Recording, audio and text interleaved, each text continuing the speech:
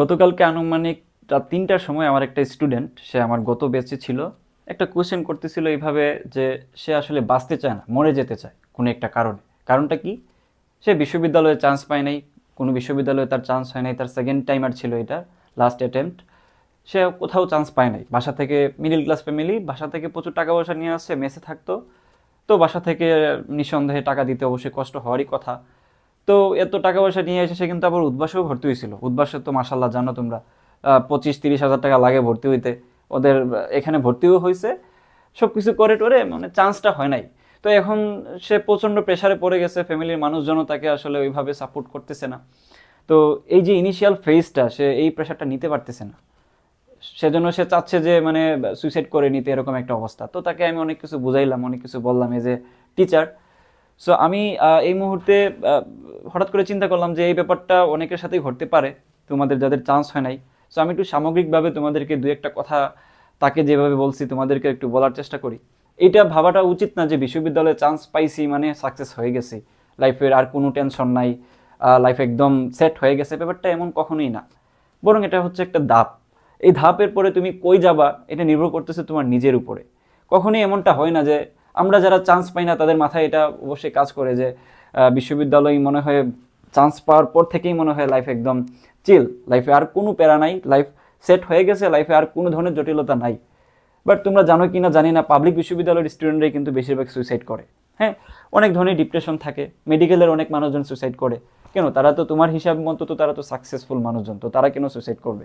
হ্যাঁ, তো তোমার চিন্তাধারার উপরে এটা নির্ভর করতেছে, তুমি কি ভাবতেছো। তুমি কি বিশ্ববিদ্যালয়টাকে কি একদম এমন কি বলা যায়, কিছু ভাইবে বসে আছো কিনা, যেটা যেটা কিনা তোমার কাছে মনে হচ্ছে যে তুমি ওইটাতে গেলেই তোমার লাইফের সব প্রবলেম সলভড হয়ে যাবে। তাইলে তো ভাই তোমার পক্ষে ওই মানে আসল যেই থিঙ্কিংটা, রিয়েল যে থিঙ্কিংটা, ওইটা তো আসবে না। তুমি উল্টাপাল্টা জিনিস চিন্তা চিন্তা করে বসে থাকবা। এই জন্য আমি বলবো যে একটু ঘাটার চেষ্টা করো। যেমন আমার অনেক ফ্রেন্ড আছে যারা বিশ্ববিদ্যালয়ে পড়ে না, কিন্তু বিয়ে শাদী করে এখন বাড়িঘর বানায় ফেলছে। হ্যাঁ, অনেক আগে এসএসসি পরীক্ষা দেওয়ার পরে বাইরের দেশে চলে গেছে, এখন সে জায়গা জমি কিনে ভালো একটা অবস্থান হয়েছে, টাকা পয়সা লাখ লাখ লাখ টাকা ইনকাম করতেছে। তো তারা কি তুমি সাকসেসফুল বলবো না? সে কি পড়াশোনা করে নাই দেখে কি সে সাকসেসফুল না? হুম। আমার কিছু ফ্রেন্ড আছে যে ভর্তি হওয়ার পরে কোনোদিন ক্লাসও করতেছে না, কিন্তু আউটসোর্সিং করে মাসে 1.5 থেকে 2 লাখ টাকা ইনকাম করতেছে। তারা কি তুমি সাকসেসফুল বলবো না? আমার একটা কাছের একজন বড় ভাই আছে, যে কিনা বিশ্ববিদ্যালয়ে পরীক্ষা দিয়ে চান্স পায় নাই, বুয়েট লেভেলের প্রিপারেশন ছিল, কিন্তু পরবর্তীতে উনি হচ্ছে গ্রাফিক ডিজাইন করে মাসে যে কি টাকা ইনকাম করে, সেটা আমাদের অনেক ভাই বের হওয়ার পরেও 2-3 বছর পরে ওই টাকাটাও ইনকাম করতে পারে না। তো তুমি কি ওনাকে সাকসেসফুল মানুষ বলবো না? আরেকটা ভাই আছে যে গান গেয়ে মাসে লাখ লাখ টাকা ইনকাম করে।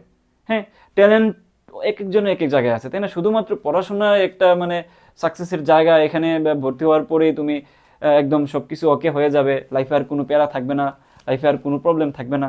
এই জিনিসটা থেকে বের হয়ে আসা উচিত, আমার যেটা আমি পার্সোনালি মনে করি।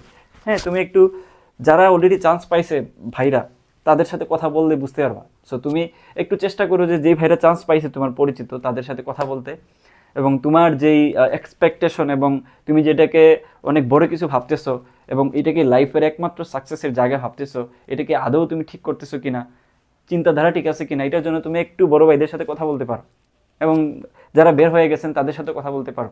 দেখবা যে অনেক কিছু বুঝতে পারতেছো, তুমি যেটা চিন্তা করতেছো এই মুহূর্তে তোমার জায়গাটাতে দাঁড়ায় ওটা রং, ওইটা থিঙ্কিংটা সম্পূর্ণ রং, তুমি তখন আবিষ্কার করতে পারবা। তখন হয়তো বলবা যে হ্যাঁ হ্যাঁ, আমি কী সব উল্টাপাল্টা চিন্তা করছি, অ্যাকচুয়ালি তো জিনিসগুলো এরকম। হুম। তো আমি, আমার মুদ্রা কথা হচ্ছে এইটাই, যে বিশ্ববিদ্যালয় ছাড়াও লাইফে অনেক কিছু করা যায়। হ্যাঁ, বিশ্ববিদ্যালয়ে হচ্ছে একটা ধাপ, এখানে এমন না যে আমি উঠলাম, আমার লাখ টাকা বেতন দিতেছে, আমার লাইফে আর কিচ্ছু করা লাগবে না। তোমাকে পড়াশোনা করে এখানে পরবর্তী ধাপটা সেট করে নিতে হবে। হ্যাঁ, এমনি এমনি কিছু হবে না, কিন্ডার গার্ডেনের মতো ক্লাস করা লাগে বিশ্ববিদ্যালয়ে, এবং অনেক নিয়ম নীতি।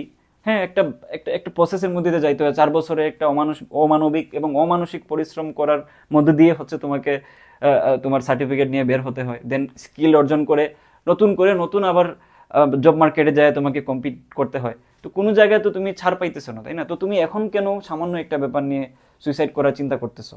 এজ এ বড় ভাই আমি তোমাদেরকে এটা বলতেছি যে লাইফে অনেক কিছু করার জায়গা আছে, অনেক সেক্টর আছে, অনেক ওয়ে আছে, ওইগুলোতে ট্রাই করো এবং বেঁচে থাকার চেষ্টা করবা। মারা গেলে তো আসলে আর কিছুই থাকে না, তাই না? মরে গেলেও তুমি দুনিয়াতেও কিছু পাবা না, আখিরাতেও কিছু পাবা না। সো এমন কিছু করা উচিত না যেটাতে আসলে তোমার দুই জায়গাতেই তুমি ক্ষতিগ্রস্ত হবা। হ্যাঁ, অ্যাটলিস্ট একটাতে তো ভালো থাকা উচিত তোমার, তাই না? এই তুমি হয়তো বা দুনিয়াতে কষ্ট করতেছো, তো দুনিয়াতে কষ্ট করতেছো, তোমার হয়তো ইহকালে তুমি ভালো কিছু হয়তো একটা পাবা। হ্যাঁ, নিশ্চয়ই এটার ডিস্ট্রিবিউশনটা তো অবশ্যই থাকবে, তাই না? তুমি সবসময় কষ্টই করে যাবা, তুমি তোমার ফলাফল পাবা না, ব্যাপারটা তো এমন হয় না। তো যাই হোক, অনেক অপ্রাসঙ্গিক কথাবার্তা বলে দিছি। তো আমি জানি না কতটুকু বুঝাইতে পারছি, যা বুঝাইছি যতটুকু বোঝানোর চেষ্টা করছি, যদি বুঝে থাকো এটাই এনাফ।